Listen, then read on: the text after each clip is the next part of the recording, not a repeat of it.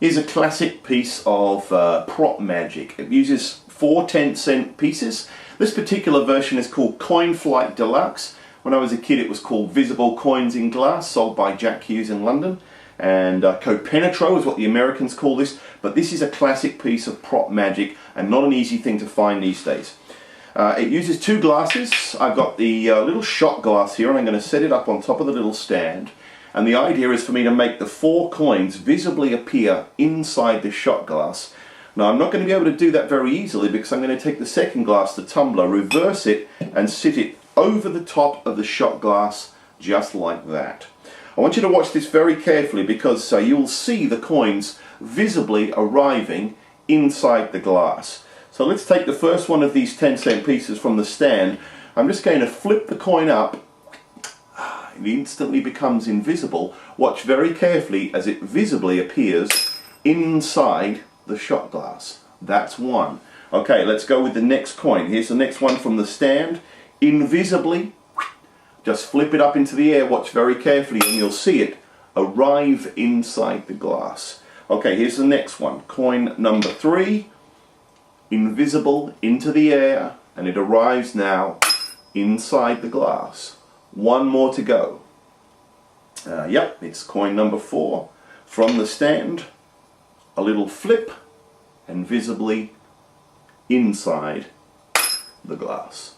That's it. 4 coins appearing inside the shot glass. Now you can do this as a close-up effect, it can be a parlor effect, it can be a stage effect. The spectator can be staring, absolutely staring at that glass and not see a thing. It's an incredibly visual illusion. That's it. Coin Flight Deluxe. I don't know whether it's the cold weather. I've got a shocking stiff neck. No, seriously, I do.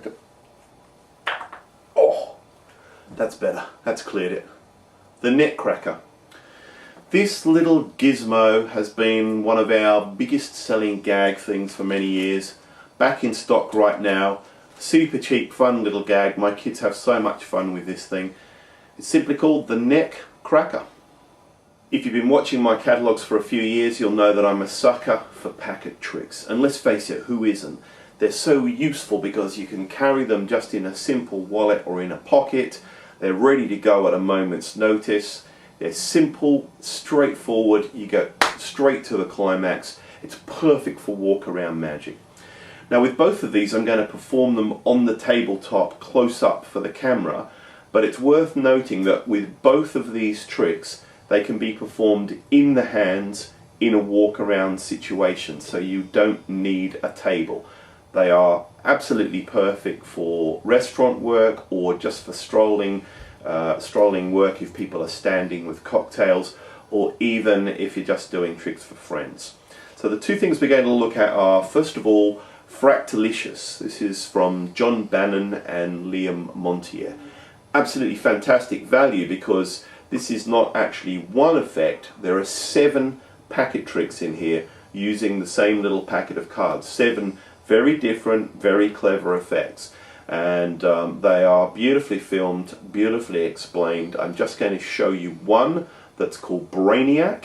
And then it'll give you a flavour for what the others are like. So this is from John Bannon and Liam Montier, and it's called Fractalicious. The second one is from Alakazam, but this is a very old effect from a guy called Rob Bromley in the UK. He's probably one of the best known manufacturers of special cards. This is terrifically clever effect. Again, I'm doing it on the table because it can be done in the hands. Simplex Monty. It's a great little 3-card Monty effect. No sleight of hand. The cards pretty much do all the work for you. You can learn it in just a few minutes. It's very visual. I show you the simple 3-phase version of it, but there are some extra things that you can do. Alakazam have put this together with a guy called Dave Loosely and Peter Nardi. There's a DVD in here, as there is in here.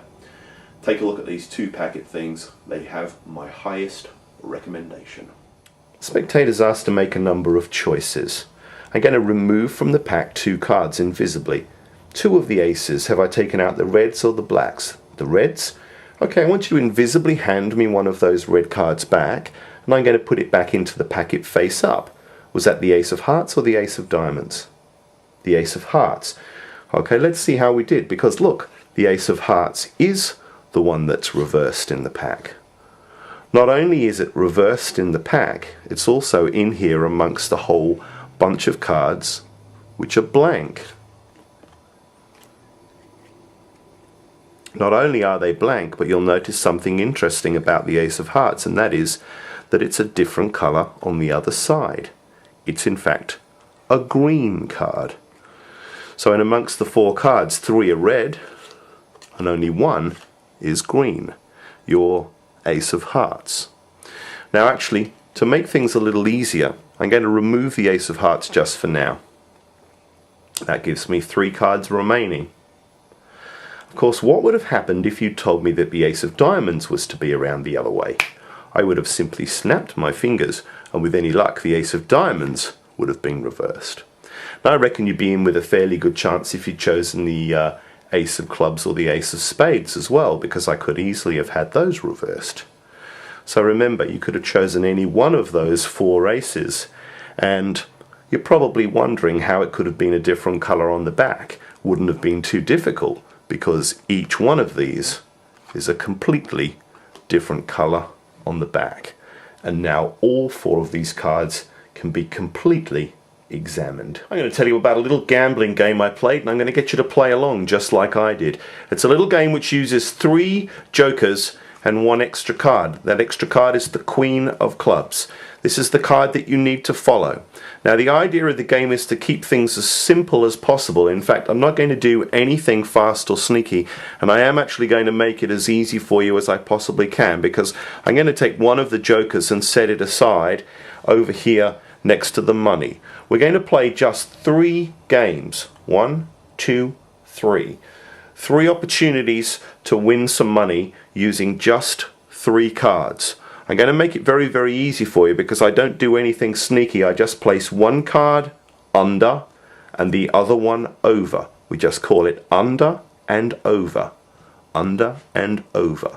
Let me go slowly and show you that the Queen of Clubs is sandwiched between the 2 jokers. You can see it there very clearly. Let me turn the cards over. Just point to the card that you think is the Queen of Clubs. The one in the middle, yeah, that's the one I pointed to as well. And you know what? I lost, because that is one of the jokers. Let's play the same game again, remembering you're already 1 10-cent piece down. Alright, here we go again. But this time I want to make it absolutely as fair as I possibly can for you. So I'm going to make it so you can see exactly what's going on. Remember the under and over? I'm going to take 1 card and place it under, and the other one and place it over. 1 joker under, 1 over. But now you can see exactly what's happening, because the jokers are now face down. Face down on either side of the Queen of Clubs. Let me turn them back down. Just point to the card that you think is the Queen of Clubs. Yeah, of course it has to be this one in the middle. That's exactly the one that I chose too, but this is what he did. He took that card out, and then he did something very fast and sneaky. I didn't think he'd switch the cards, but somehow that card was still a joker. That's 2 lots of money down. Okay, 1 opportunity left. Let's see if you can win your money back. This time you're going to see the card right until the very last second. Remember the under and over. 1 card goes under and 1 goes over. Under and over. Let me show you the other side of the cards. There's the Queen of Clubs, right in between the 2 jokers. You'd swear it there. It's there. In fact, I want you to watch it right to the very last second. 1, 2, 3. The Queen of Clubs has completely vanished from here. You've lost the third 10 cents, of course, because this card over here is the Queen of Clubs. That's called Simplex Monty.